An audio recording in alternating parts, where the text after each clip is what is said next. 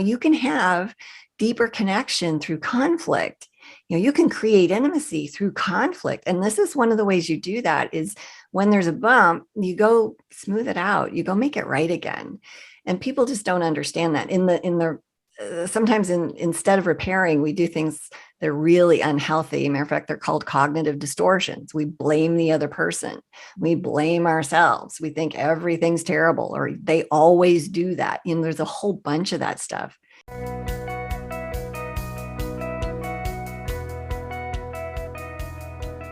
Welcome to What to Say and How to Say It. Today we are going to be talking about how to repair damage in a relationship, even if you are afraid it won't work.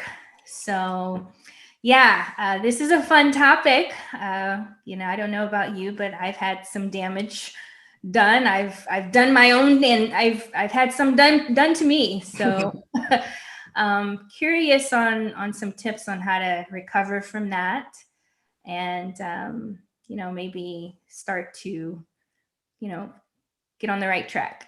Yeah. In that all of our heart's desire is to be on the right track, on the right journey, following Christ in this. And we have a few train wrecks now and again. I wanted to start by talking about what is considered healthy in relationships. It is because people have this misconception that if their relationship is good, then they don't ever have conflict. And that's simply not true. Anytime you have two people together, you're going to have something. And not only are you going to have a difference of opinion, but you're also going to have injury.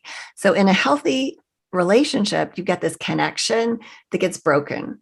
Mm-hmm. And it gets broken by an injury. And that can be something within me that I take personally because I'm overly sensitive in a spot and I got some work of my own I need to do, right? Mm-hmm. Or because what you did was, you were hangry or just insensitive or whatever, but in a healthy relationship, you're not out to get me, right? Right. Yeah. So this injury occurs. And then after the injury, there's a repair attempt. And healthy relationships repair the damage that's been done in the injury piece. And then out of that comes the connection again. And this is what I keep saying to people, you can have deeper connection through conflict. You can create intimacy through conflict. And this is one of the ways you do that is when there's a bump, you go smooth it out, you go make it right again. And people just don't understand that sometimes instead of repairing, we do things that are really unhealthy. Matter of fact, they're called cognitive distortions. We blame the other person.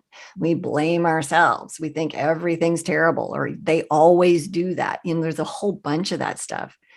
And so instead of doing that, we want to talk today about a repair attempt that's really healthy, maybe a little hard, that people hate. But if you're not doing this, what you're doing is keeping distance between you and the person that you had the injury with. Now, it's their job to forgive you, right? Anyway, they don't need you to do anything for that to happen. But there's things that we can do to make that easier. Okay. Well, I'm very curious. I know oftentimes when there is an injury, it's very hard to come back together, whether it's, he's or she's offended or you're offended, and it's just who's going to go first? What are we going to say? So I'm very curious as to how to do that. Yeah, it's a skill that requires us to have a couple of things going for us. And the first one is, and I'm looking something up on my phone because I don't have it memorized. I'm sorry about that. It's this incredible quote by Jordan Peterson, Dr. Jordan Peterson. He's one of the world's greatest minds right now. And you can look him up. He's amazing. But he says, the more compassionate you are, the more likely you are to argue for the other person's point of view. Now, that doesn't mean that you are then switching sides. It means that you understand, you're compassionate to the level that you can see how this affects them. Right. Yeah. And so that level of empathy, that compassion, that's the compassion of Christ, man. Hanging on the cross, forgive them, Father, they don't know what they're doing. that's kind of what we want to aspire to there. And so when we're in a healthy space, it should cost us absolutely nothing to apologize. Mm, So the first thing we need to do is boot the pride. Ouch. right. What we need to know about pride is that it's the other side of a damaged sense of self, a damaged identity, a wound, things that are lies that we believe. It's insecurity. Mhm. And so if we're not addressing our own insecurities, we're showing up as prideful, and that's not useful. You can't have compassion when you're prideful. It's in the way. Does that make sense?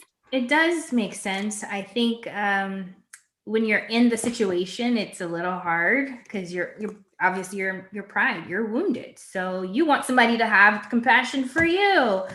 But like you said, if you're doing your work, then it's easy for you to be available in that way. So yeah. Yeah. And so and in most situations, when there's an injury, a lot of times it's on both sides of the equation. Sometimes it's something that's not, like your spouse says something, that they think is funny in front of people, and it's not to you. Right. Yeah. And so you would, go to them and tell them how you feel. And if they have anything healthy in them, they're going to apologize. And I love Dr. Gary Chapman's work. He's written a book about this called The 5 Languages of Apology. And you're familiar with him on some other stuff that he's done. Yeah, the love languages guy. I think, we know our love language pretty well. We've heard it so many times. So I love his work. Yeah, I struggle with finding my apology language. I'm at the back of the class, bottom of the roster on this one. So one of the things we teach in our courses is what we call the 5-point reconciling apology. I know it's a big phrase, but we incorporate all of the apology languages that he has. And so I'd like to just go through them. There's 5 of these things. Okay. Yeah. So the first one is to express regret, which is the phrase, I'm so sorry, or I really regret doing this, or I regret that this happened. Okay. I'm so sorry that, you're experiencing things this way. This is awful. You get in there and you express regret. Pretty simple, right? Some people can't forgive somebody else, or it's harder for them to do that when they don't hear the words, I'm sorry. And yeah. Do you have people in your life, and you don't have to be specific because I don't want you to be, I wouldn't either, right? But have you had people in your life not say they're sorry when they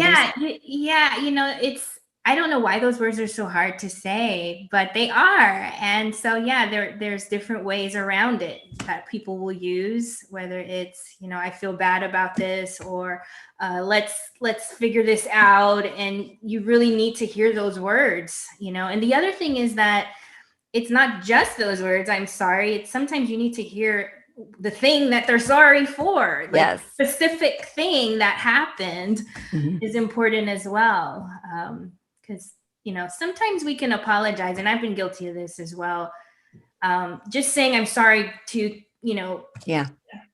keep the peace, or, re-enter the relationship, or, kill the, the silent treatment. And so that's not good either. So it's very important to be specific, I think, when you're saying I'm sorry. You bring up a really good point, because there's so much to unpack in that. We don't want to apologize for things we didn't do. Oof. Yeah. If I didn't back into your truck, if I didn't do that, I'm not going to apologize for that. Right. And if I didn't say the thing that you think I said, I'm not going to apologize for saying something I didn't say. Right. When we do things that are untruthful, we actually betray ourselves, and it's very damaging to our identity, because then we can't trust ourselves because we're not operating in truth. So we don't want to own something that's not true. Right. Right. We also want to not be, I'm sorry, you're so stupid, or I've had a few apologies in my life, usually from teenagers, that are, I'm sorry, you're offended, Now, how about Not an apology. no, it's not, it's a non-apology. Yeah. So you bring up a good point about, sometimes it's hard to say that. And that resistance we have within us, that's our pride. We have this desire to be right. I had a coaching couple I was working with recently, well, a couple of them actually. And this issue comes up when they're disagreeing.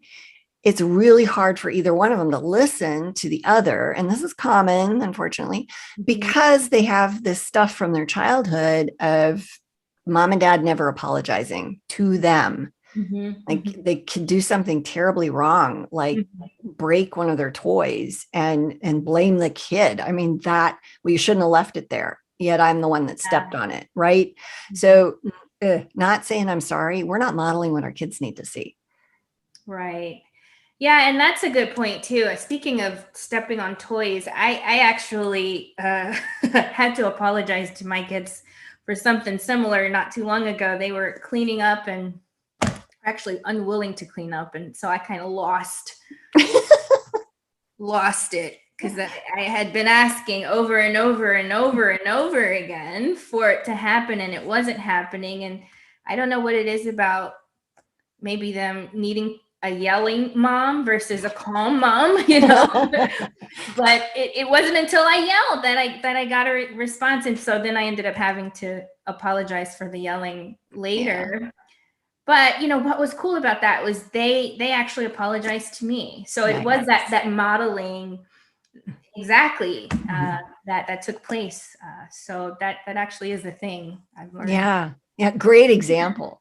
And probably one all parents on the planet can relate to. Yeah. Well, it slides into the next point on the apology piece, which is to admit fault, to take responsibility. And I love this phrase. And half of our audience is going to go, in the back of the hair on the back of their neck is going to stand up and their shoulders are going to be like, breaks, I don't want to do this. But to say I was wrong to whatever it was, I was wrong to insult your brother while I was talking to you about this. That was out of line. That was below the belt. It was mean. I shouldn't have done it. Mm-hmm. So, and here's the thing about that. When we don't do that, people lose respect for us. So when we do it, and it doesn't feel like it's respectful behavior, if you're brought up in a culture that's like apology is weakness, don't admit you're ever wrong about anything, right? Mm-hmm. If you're in that, this is going to feel like terrible. But when it costs you nothing, and this is where the Holy Spirit is operating, you're having compassion and you're living in reality. You did a thing, own it. Yeah. It takes a strong person to be responsible. And children hide stuff.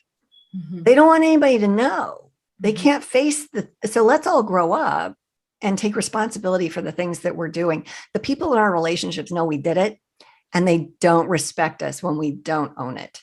Oof. So, yeah, I know. Yeah, I called my mother today, actually. And now I'm 54.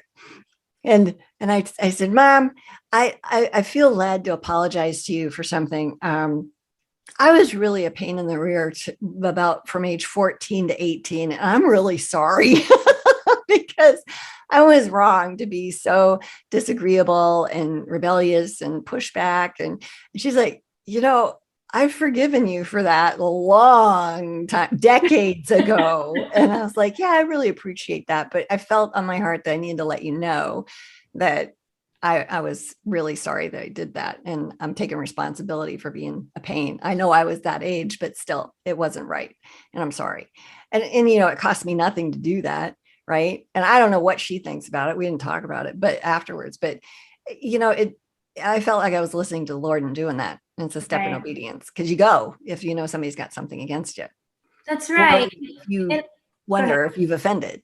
Yeah. Mm-hmm. Yeah. So I was going to say, it makes me think that it's kind of like the whole forgiveness thing. It's really for us when we step in obedience like that. The apologizing works the same way, because if you are listening to the Lord and he's saying you need to go make that situation right and you don't, then chances are you're not going to have any peace around that situation until you actually go and take that step. So really, it's not for so much the other person's benefit as much as it is for us.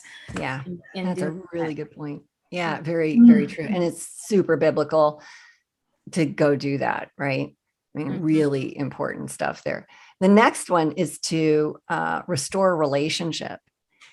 And that basically means, okay, how can I make this up to you? What can I do to fix this? What do you need from me here?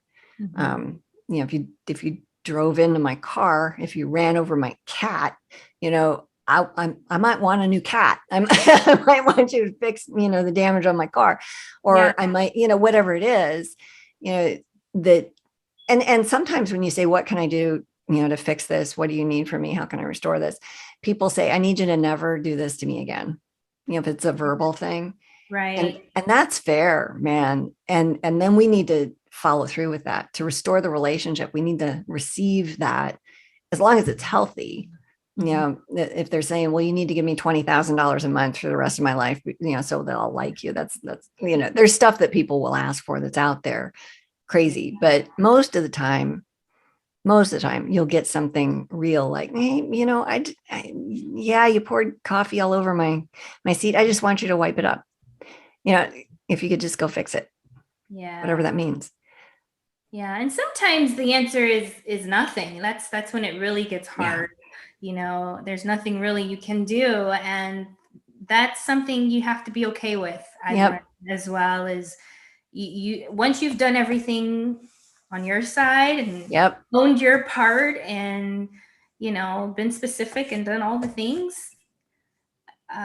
that's really all you're responsible for, right? Yep. Yeah. And those verses about being a peacemaker say, as it is up to you, meaning sometimes, you know, you're going to do your best there and they're still going to have a problem with you. And sometimes you can't fix it. Sometimes you just can't. There's nothing that can be done. And sometimes they'll tell you that. And one of the questions I like is tied to another one of these, and it's to ask for forgiveness. And that'd be the next point. And I think it fits with this when you get, well, nothing, there's nothing you can do to fix this. Well, can you forgive me? You know? Yeah. I had a friend who, and she's not on this planet anymore. I'll see her again, you know, at some point, but you know, she was very clear. She was like, nobody's apologized to me ever unless they ask me to forgive them. And I don't really personally understand that, but that was a thing for her. When people apologize, she needed to hear the "can you forgive me" piece. I don't know why, but that was the thing. Wow. Yeah. Well, is that 5? Do we have all 5? No. I got one more. Okay. I think this one's kind of small, kind of difficult, kind of something, because if you're in an unhealthy relationship, you might get a really unhealthy answer. And I think that dialogue is okay. But then again, that's me, and I'm okay with conflict most of the time. But this question is about, how do I need to change my behavior? Yeah. So what can I do next time? Right. You know, so a lot of times if you have, like, I used to do this with my teenagers, especially my boys. I would ask them to do a thing, you know, to your point earlier, they wouldn't do the thing. Right. And then, so I'd be like, okay, am I going to become a nag? How am I going to make this happen? And when I would do the wrong thing there, the ineffective way of doing that, which sometimes was nagging, sometimes it was, and I yelled, you know, I tried not to do that, but then I had to facilitate apology later, you know, I had to go and do that. But, you know, I'd have that question for them, you know, how can I handle this better next time? You know, what do you want me to do when this situation is occurring? So I'm not frustrated and I don't frustrate you or hurt you, because it's not right that I hurt you. You're right. It's absolutely out of line to yell at you like I did, or say whatever words I said, and, you know, and repeat those back to them. And it's wrong. I shouldn't have spoken to you like that. You're precious to God. And, you know, that was below the belt, out of line. You know, how can I make this up to you? You know, what do you want me to do in the future? That kind of thing. So all of those pieces coming together. And, you know, I'm sure Dr. Chapman has research on this. I just happen to be like the big loser in the room when it comes to getting it. I just can't figure out what's my apology language. I'm happy when anybody does like the most small of apology, anything, right? Yeah. I'm good. But it's also really easy for me to forgive people. I'm not weighted down with chips on my shoulder. Used to be. But the more I've come to experience his grace and his love, the less of that I have in my life, which is cool. Yeah. And it's Yeah. such a gracious thing to extend, I feel like, forgiveness. It's a privilege to be able to do that for others because God does that for us, Mm-hmm. and when it happens and the relationship is restored, it really is a beautiful thing, Yeah. And so I just appreciate that there's different ways to approach this, because it sort of removes the mystery, Mm-hmm. when it doesn't go right and when, it's not what the person needs, you can try something different. So I really do appreciate having different ways to approach this. Yeah, I do too. And I love the work that he did. And I think it ties very nicely with the concepts of validation, because sometimes we'll go into an apology conversation. Hey, can I talk to you about that thing that I did yesterday? And, and they'll be like, yeah, we need to talk about that. And then they'll rant at you about how terrible it was, right? And you'll have to listen to that. And it's a perfect opportunity to validate that experience for them, Right. right? And then to apologize. And yes, this is humbleness, to own that we've done something wrong and then to apologize. But it's like WD-40 in a joint, man. I mean, it gets rid of it lets that thing flow again. It's the repair attempt that it squeezes people back together in a beautiful way, because it makes it easier for the other person to forgive you. Yeah, it's still on them, but we don't the Bible tells us to go if we think somebody has something against us, so we got to go do that. And we can't hold it against others when they don't come and ask for forgiveness for us. We can't harbor resentment towards them. Although I've been known to say, hey, that thing that happened yesterday afternoon, it really hurt my feelings. And I'd feel better if I had an honest apology around that. And then I leave it. And sometimes I get one and sometimes I don't. Kind of depends on, the person. Yeah. And I don't try to nitpick people to death. It takes a lot to hurt my feelings, honestly. Didn't used to, right? Didn't used to. But again, the more his love, the more wound, that healing prayer stuff that people do. Oh my word, good stuff. Good stuff. Helps us grow up. Yeah, it really does. Absolutely. I do have one question around apologizing. How do you handle it when someone will say, I forgive you, I accept your apology, but then it'll come up again, and it'll come up again and then again. And you've already owned it and done the work. Is there a way to make it clear to that person that you've done your work, you've is there a way to absolutely. Yeah. So if you haven't done the work and you've apologized, you're going to repeat that behavior, right? So if that's what they're talking about, that goes back to change your behavior, right? So if it's a healthy thing, right? So there's that piece of it. But in the space where you've done everything and they're holding it against you, like they're resentful and they're not forgiving you, and they may have said, hey, I forgive you, no problem. What forgiveness really means, it's an accounting term, and it means that debt's been canceled. And we're really not God. We can't hold things against other people. It's super unhealthy to do that. And that doesn't mean that there's not consequences, when they do things to us. That's a whole separate topic. It's about boundaries. But when somebody is acting like they're not forgiving us, one of the things I like to say to people is, I apologize for this. I've changed my behavior. I've asked you if there's something I can do to make it up to you. And I did or didn't do, whatever. I did that thing, or there wasn't anything. And yet this keeps coming up. And so what I'm wondering is, what do you really need to be able to forgive me here? Because it doesn't seem like you have. Because if you forgive me, you'd be keeping no list of wrongs. So yeah. And the problem is too, is that sometimes in relationships, we can look at other people and think that they haven't forgiven us when actually there's just an outcome, some kind of damage that's resulted from whatever happened that needs to be worked through. Like a lot of people in affair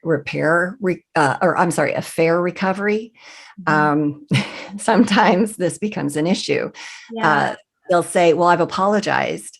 It's like, no, your spouse has been traumatized by your affair. I mean, this thing of trust has been shattered. And so there's consequences to that. And it doesn't mean that they don't forgive you. It means that now they have to learn to trust you all over again. And so the relationship is different and damaged. And so that's not the same as not forgiving somebody unless you're condemning them all over the place, right?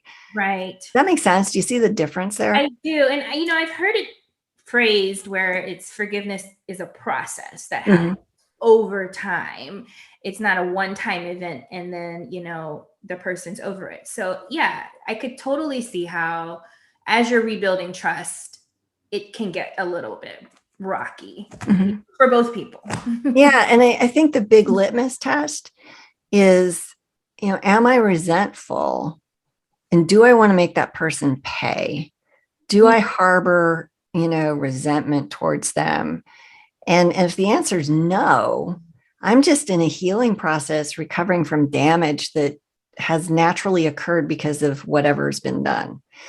And so that's different. But if my forgiveness process is because I'm holding it over their head, and people do that during grief, especially because it feels like doing something, and really it's in the way of the healing that we're trying to facilitate, which is a whole other topic, but anyway, super cool. So let it go. I feel like singing the Frozen song. Let it go. Yeah. I've heard plenty of Frozen around here. So. Yeah. Well, right. Good. I feel great about apologizing. I feel like I learned so much about it today. So thank you for that. Yeah, me too. You brought up some things that I didn't intend on including, and they're really important. So thank you for that. So where can people find out more? So if you're interested in learning more about this stuff, you can go to greaterimpact.org. We have a free ebook you can download. Also other information, if you're interested in coaching, it's also there. So yeah, if you have time, check us out.